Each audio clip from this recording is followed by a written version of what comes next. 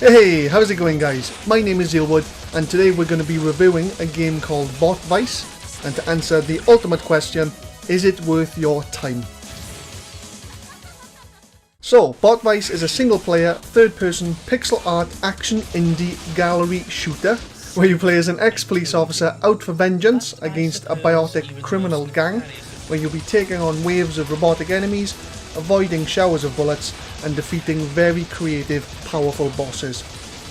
So, aesthetically the game is clearly 16-bit inspired, with minimal pixels used for everything, but not quite as minimal as 8-bit, giving a kind of retro Super Nintendo feel, except with overall better quality and a much smoother feel to the game.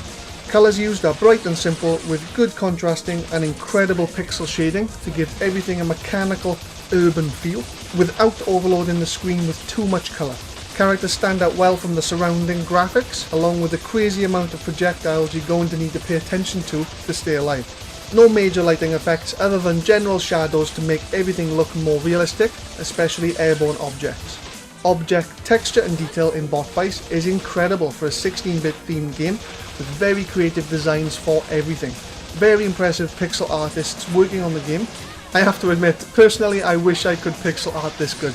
The UI is very good. You're given a very tidy slimline bar at the bottom of the screen that tells you everything you need to know, including your current target's HP bar, which is a pretty nice touch. No annoying on-screen overlays at all either, which is always welcome and keeps the focus area as clear as possible. Level layouts per stage are just right and complement the size of enemies and your character very well. Each stage looks completely different from each other and gives a very good feeling of level progression when you start to transition from urban streets and buildings to robotic laboratories and facilities. Character and enemy designs are very well made and very creative. Each sprite looks very unique and interesting. Each enemy comes with their own unique abilities and threats to the player, and some enemies will have higher priority to destroy over others. Bosses look just as good, and you can see they've thought outside the box when designing quite a few of them. Projectile effects are especially good. Each attack is very distinctive and very bright. Not once did I have any issue with not noticing enemy attacks. Well, unless I wasn't paying attention, of course. Your character's weapons also look and feel very powerful, with the rocket and grenade launcher being especially satisfying to use due to the explosion screen shake effect and the crazy damage you deal. Overall, a very immersive game from a visual perspective. The soundtracks in Bot Vice are, if you haven't already noticed, fucking amazing, and I really mean fucking amazing. As I mentioned in my Sonic Mania review, any OST that can actually make it onto my 10-year-old iPod is a masterpiece, and I think I have at least 10 OSTs from this game on there, which is really fucking saying something. The soundtracks are so catchy, upbeat and distinctive. Distinctive being the key word here. I regularly listen to these soundtracks while training at the gym, and as always they really pump me up, especially when pushing new limits. I fucking love it when soundtracks can sound amazing with just a simple, catchy main melody with not too much going on in the background, and Bot Vice OSTs do exactly that so fucking well, it's incredible. It really completes the immersion for a very fast, high concentration gallery shooter. It's so nice to see an indie game with OST quality as high as this. It really goes to show there's still hope for the little guys out there trying to make a name for themselves. And when I checked, as far as I can see, all OSTs for this game were made by a single composer. And from the quality of these OSTs, Dominic, I believe in due credit, if ever you watch this video, you're going to make it far, my friend. Mark my words. Absolute incredible job. Other sounds like explosions and bullets fired are very immersive and compare well with the visual devastation of destroying enemies and scenery. Bot Vice also has fully voiced cutscenes, but with subpar voice acting and lines in my opinion, that don't match the intense cutscene OST in terms of urgency and aren't serious at all. It does take away from the overall immersion of the game quite a bit for me, but I'll go into that later. Now for the gameplay. So Bot Vice does have a few difficulty options to choose from before you play. You can choose between easy, normal and hard mode. My playthrough was completely done on normal mode. I did try a few stages on hard, and I think the main difference is mobs appear to have slightly higher HP and their projectiles travel faster and are much more aggressive. Normal mode completion was challenging enough as it is. I dread to think what completing hard mode would be like, but I'll probably do it eventually anyway. But before you start playing properly, I definitely recommend playing around with the controls and keybinds to your liking.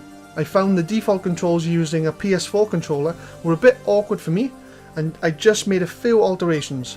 If you're going to use the same or similar controller, these settings on screen might be a bit better for you.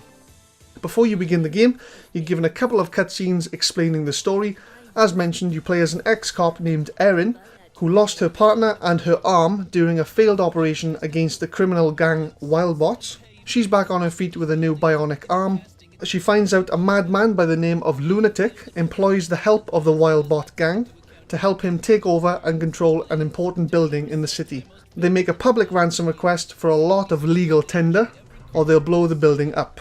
Erin decides to do a Streets of Rage and take them on by herself, get revenge on the Wildbots, and stop Lunatic before it's too late. So, once you're done with all your settings, control alterations and cutscenes, you can start the game. When you first start playing, you're given a short training level to complete, and then you can select your stage and play. As this is a gallery shooter game, you're in a set location for the entire stage with a long barrier in front of your character. You have the ability to move left and right only to ensure you stay behind the barrier at all times. Erin also has the ability to take cover behind the barrier in front of you, making you invulnerable to most enemy attacks and still allowing you to move left and right but at a slower speed. Erin also has the ability to roll left or right, which does give her invincibility frames and has a very short cooldown while she's getting back into her normal run animation before you can roll again. Erin also has the ability to lock on. When held, she will lock on to the closest enemy, and you can let go and press it again to lock on to other enemies nearby. And when doing things like rolling or coming out of cover, it'll auto aim onto the nearest enemy again. Very good feature. Takes a bit of getting used to mind, but when you do get the hang of it, it's actually a pretty good feature. Her final ability is her Saber Attack, which deals very good damage to enemies extremely close to the barrier and can use to destroy certain incoming projectiles. Erin's default weapon is the handgun. It has unlimited ammo and fires pretty fast for a handgun, I'd say. She must be spamming the fuck out of that trigger. She does have access to 5 other weapons, which are listed on the UI at the bottom of the screen in letter format. All weapons other than the handgun do have a limited ammo amount, but are considerably stronger than the handgun in different ways. To access these other weapons, while playing each stage you will notice a small floating orange bot minding his own business flying about the place. When damaged, it will drop a heart box to heal and what appears to be ammo boxes, with a letter on top of them to correspond to the weapon letter on the UI at the bottom. So for example, if you pick up a green M ammo box, you will have access to the machine gun weapon, but with a limited amount of ammo. Once you're out of ammo for the equipped weapon, the game defaults you back to the handgun with the unlimited ammo. As I said, each weapon is much stronger than the handgun in different ways. The machine gun is just a faster, stronger version of the handgun.